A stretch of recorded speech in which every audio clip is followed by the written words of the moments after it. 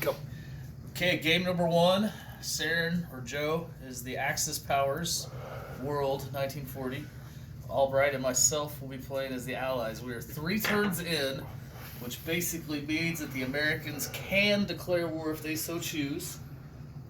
Russia, at the end of the next turn, will be in the war, or is allowed to declare, whatever that ruling is. However, anyway, the Allies, except for the UK, are at peace as far as we're concerned. Let's start with Germany here.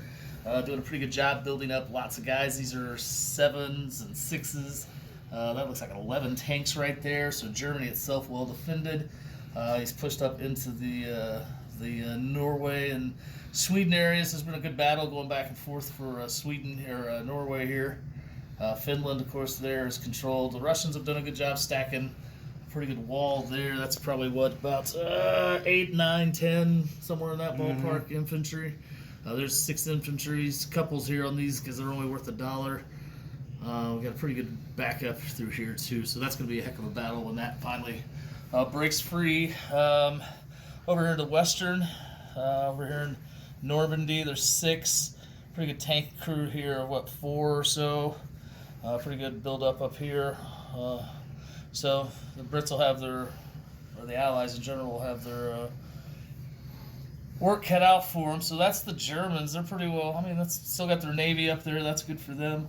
Then it's the Russians, I guess. We kind of talked about them already. They're pretty build-ups through here. We're decided to kind of put guys here. The thought is to cover the back door there. We consolidated. These guys should not be here, right? No, those are Italians. Yeah. 30 Italian. Pop them in there, yeah. Pop them in there. They're out. They shouldn't be there. So we consolidated. That shouldn't be there either. Consolidated here, so that way the Mongolians are still neutral. We'll see if Japan takes the bait. That leads you to America. We're kind of building up because they're kind of getting ready for the war. Start coming through the Mediterranean or South America. Obviously, a lot of that's over in the Pacific, where we've got 2 pretty good fleets here. A couple aircraft carriers, pretty fully loaded. Pretty good one of those cruisers, destroyers, battleship. Couple fighters there on Midway. Pretty good secondary fleet coming up. We're just starting to build that one. Still some stuff on Western. Again, at peace, so you're only building 6 things at a time. It's trying to go expensive. Let's hit Japan while we're over here. Sure. The Japanese, pretty good fleet down here in the South Pacific. Haven't hit the Money Islands yet. Anzac's done a good job putting the fighters there. Spread out their defense forces there. We got some transports ready to come up the backside there, protected from that Japanese fleet, which, again, you see what you got at Hawaii, you see what you got down here in Japan, in the South Pacific. And Japan here on the homeland hasn't been threatened, so they haven't really had to build anything yet. That's good. I think we're going to... Saren's pretty worried with China coming... China coming through here, cutting them in half, and then the Russians kind of staring them down. And then, of course, the Brits on this side, we failed to mention them. They've done a good job pushing forward, I think. Personally, I don't know. A lot of people probably bitch about this strategy.